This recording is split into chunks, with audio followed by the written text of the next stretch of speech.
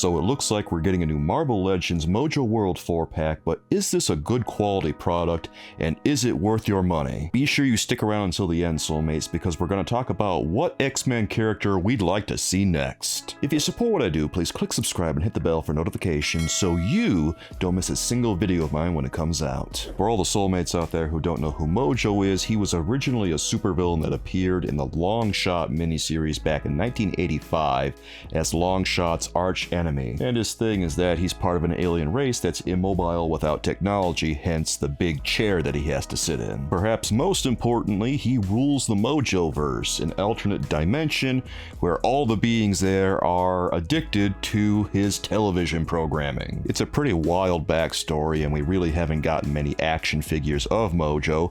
To date, I think there's only been two. There was one in the X-Force line way back when that Toy Biz made, and then the other Mojo figure that I can immediately recall is one that was released as a Build-A-Figure late in the Marvel Legends line. That one was also made by Toy Biz, so it's been a while since we've seen a Mojo action figure. So you could say that we're overdue to get a new Mojo, and here he is.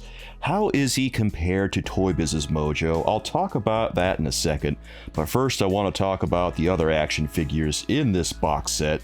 And first I want to talk about Dazzler. So I'm not gonna lie guys, Dazzler is probably not the first action figure that I would think of to include with a Mojo 4-pack. I would have rather seen Spiral. Spiral makes the most sense to me, and we're kind of long overdue for an updated version of Spiral, I think. The last time we saw a Spiral, I'm pretty sure, was during the Red Hulk wave that was a Target exclusive way back in 2008. So yeah, it's been a while. As it is, Dazzler is okay and her special effects are pretty cool, but it doesn't really make me excited to go out and get this one. Next one I want to talk about is X-Baby Wolverine. This one is an interesting choice to include with this pack. I don't know that we really needed it. It seems that they could have left this one out of the pack and then just lowered the price a little bit. Because now you see one X-Baby, you kind of want them all at this point now that you've got the Wolverine one. Having one standalone Wolverine X-Baby is kind of weird, honestly. And I don't know where they get off calling this a 4-pack when it's not really an action figure, it's just a little statue. Next up in this one we got Longshot, and Longshot is actually a pretty cool one. I kind of like this action figure. Looking at his costume here, he's got all kinds of folds and little textures all over that make it look like he's wearing his jumpsuit. And it really adds a lot to the look of him, and I also appreciate that they remembered to give him 3 fingers and not 4. The accessories they included with him are pretty minimal, but they did give him a knife and a hand that has some projectiles in it, and that's pretty cool. Considering he only has one head sculpt on him, I think I'm glad they went with the one they did, because it feels like it's got this intensity that's resting, but also it's very mysterious. The more I look at Longshot, the more I like him and realize how disappointing it is they didn't go a Spiral instead of Dazzler. Oh man, I'm so bummed out about that. While I do like Longshot a lot, I have to say that I'm a little disappointed they didn't give him a torso cut like we've seen on a lot of Marvel Legends recently. That said, it does look like they gave him some butterfly joints, so I'm really happy about that. And finally, the last one in this 4-pack is of course Mojo, obviously. Is he good? He's alright. Like, the sculpt on him is pretty good. Does it blow away the Toy Biz version?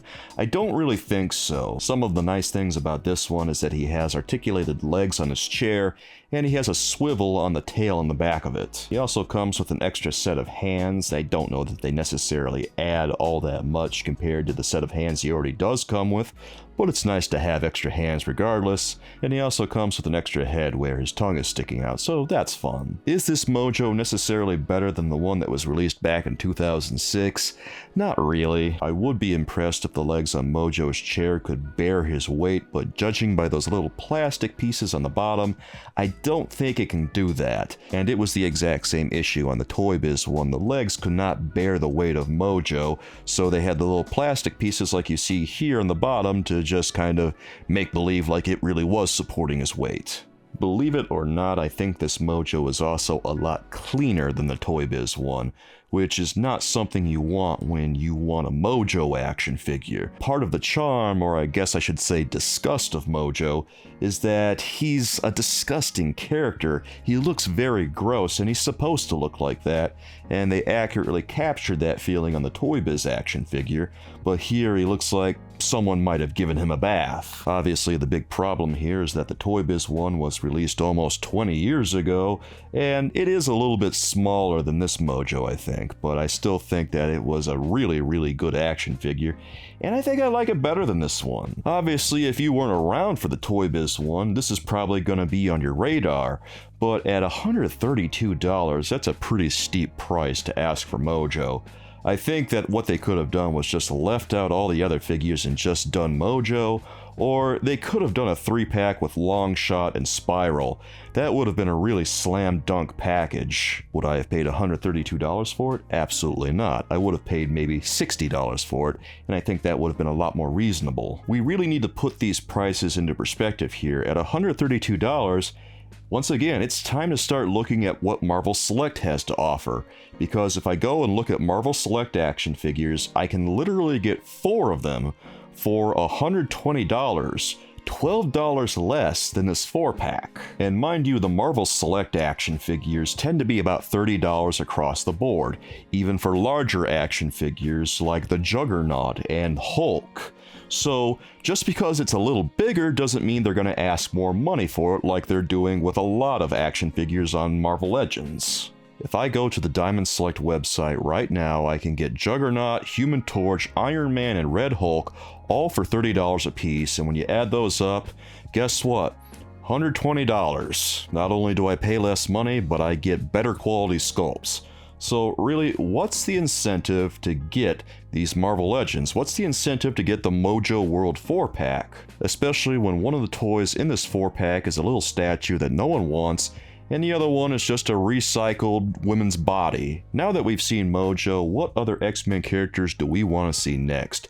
Personally, I would love to see the Blob done next. I feel like he's due for a new action figure because the one they did of him a while back was pretty lame. Well, Soulmates, what do you think about this Mojo World 4-pack? Is this one that you have to have for your collection? Are you hemming and hawing over the price? Or are you still on the fence about it trying to decide? Let me know how you feel about it in the comments, guys. I'd love to hear from you, and don't forget to tell me which X-Men character you want to see next. If you want to learn more about the last X-Men character we saw revealed, be sure you check out my 20th anniversary Toad video, guys.